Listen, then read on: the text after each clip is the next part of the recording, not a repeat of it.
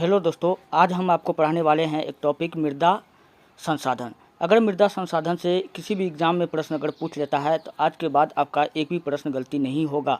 तो चलिए हम लोग वीडियो को स्टार्ट करते हैं। पहला प्रश्न है, मृदा का अध्ययन क्या कहलाता है?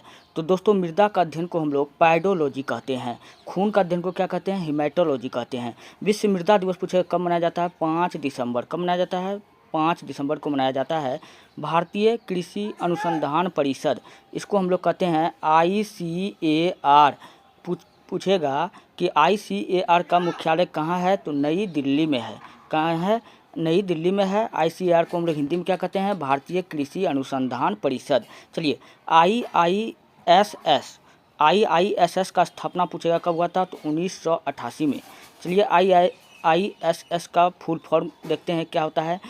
I से इंडियन, फिर I से इंस्टीट्यूट, S से सोयल, S से साइंस। तो इसी को हम लोग हिंदी में कहते हैं भारतीय मृदा विज्ञान संस्थान। चलिए, नेक्स्ट है, ICAR के तहत भारत में 8 प्रमुख मिट्टी है तथा यहाँ 27 गौण प्रकार की मिट्टी है। दोस्तों, हमको टोटल जो है भारत में पूछेगा कि ICAR ने भारत में कितने प्रकार की मिट्टी बताया है? टोटल 8 प्रमुख मिट्टी बताया है और यही 8 को हमको पढ़ना है, जो आपके एग्जाम में यही 8 से प्रश्न पूछा जाता है। चलिए, यह 8 प्रमुख मिट्टी कौन कौन है? जलोढ़ है, काली है, लाल और पीली है, लेटेराइट है। चलिए, पर्वतीय है, मरुस्थलीय मिट्टी है, लवणीय एवं क्षारीय मिट्टी है, पीट एवं दलदली मिट्टी है। तो एक एक करके हम लोग पढ़ना स्टार्ट करते हैं। तो पहला है जलोढ़ मृदा। जलोढ़ मृदा क्या होता है? जल के द्वारा लाई गई मिट्टी को या ढोई गई मिट्टी को हम लोग क्या कहते हैं? जलोढ़ मृदा कहते हैं। यानी कि नदियों के द्वारा ये निर्मित मिट्टी है, इसलिए इसको हम लोग जलोढ़ मृदा कहते हैं। भारत के सर्वाधिक क्षेत्रफल में यह विस्तृत मिट्टी विस्तार रूप से पाया जाता है। भारत के सर्वाधिक क्षेत्रफल में पूछेगा कि कौन सा मृदा पाया जाता है? तो जलोढ़ मृदा पाया जाता है। कितना प्रतिशत क्षेत्र में पाया जाता है? तो 40% क्षेत्र में पाया जाता है।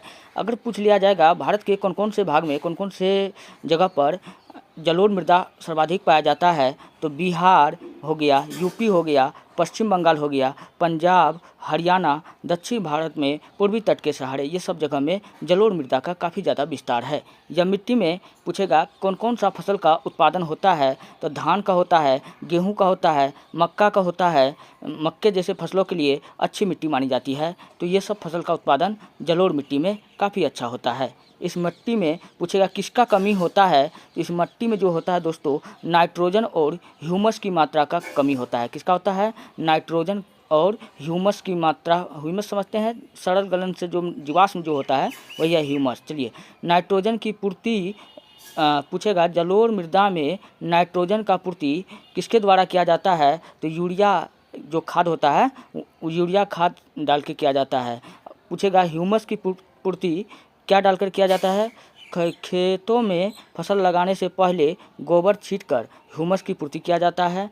चलिए, या DAP का छिड़काव करके या नाइट्रोजन और ह्यूमस की पूर्ति की जाती है। नेक्स्ट है, पुराने जलोढ़ मृदा को हम लोग बांगर कहते हैं। मोस्ट VVI प्रश्न है। पुराने जलोढ़ मृदा को हम लोग क्या कहते हैं? बांगर कहते हैं। और नई जलोढ़ मृदा को हम लोग खादर कहते हैं। ये बात याद रख लीजिएगा। नई जलोढ़ मिट्टी को हम लोग क्या कहते हैं? खादर कहते हैं। पुरानी को बांगर कहते हैं। अब हम देखते हैं काली मिट्टी। काली मिट्टी को हम लोग कपासी मिट्टी भी कहते हैं। काली मिट्टी में सर्वाधिक कपास का खेती होता है। दोस्तों, काली मिट्टी का हम देखते हैं लावा निर्मित मिट्टी भी कहते हैं। ज्वालामुखी क्रिया से निर्मित मिट्टी है ये। विश्व में चेनरोजम जैसा यह भारत का मिट्टी है। अच्छा, चरनोजम पूछेगा कहाँ कहा जाता है? तो केरल में। कहाँ कहा जाता है? केरल नहीं, विश्व में इसको किस नाम से जाना जाता है? चरनोजम के नाम से जाना जाता है। चलिए, नेक्स्ट है, इस मिट्टी का गुण क्या है? नमी बनाए रखने की क्षमता सबसे अधिक होती है। किस मिट्टी में नमी बनाए की क्षमता सबसे अधिक होती है? तो आपको बताना काली मिट्टी में।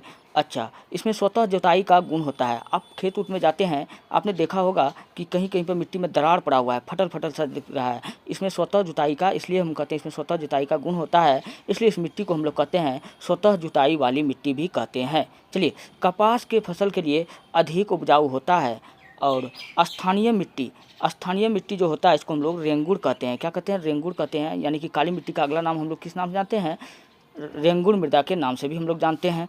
अगला है, इसका विस्तार हम लोग देख लेते हैं। इस काली मृदा का जो विस्तार है महाराष्ट्र, गुजरात, कर्नाटक जैसे क्षेत्रों में भरमार पड़ा हुआ है।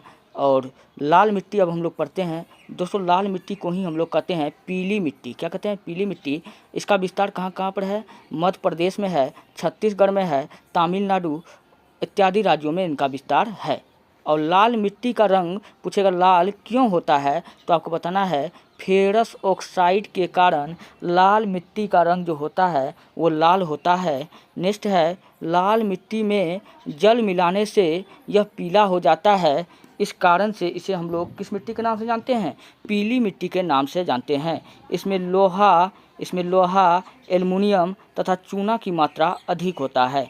नेक्स्ट, लाल मिट्टी में ह्यूमस, फास्फोरस तथा नाइट्रोजन की कमी होती है। क्या होती है? नाइट्रोजन की कमी होती है। चलिए, यह मिट्टी भी दो प्रकार की होती है। लाल मिट्टी भी कितने प्रकार की होती है?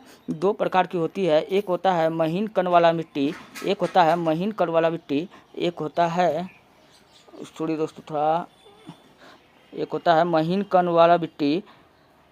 चलिए, यहाँ कहाँ आ गए हैं?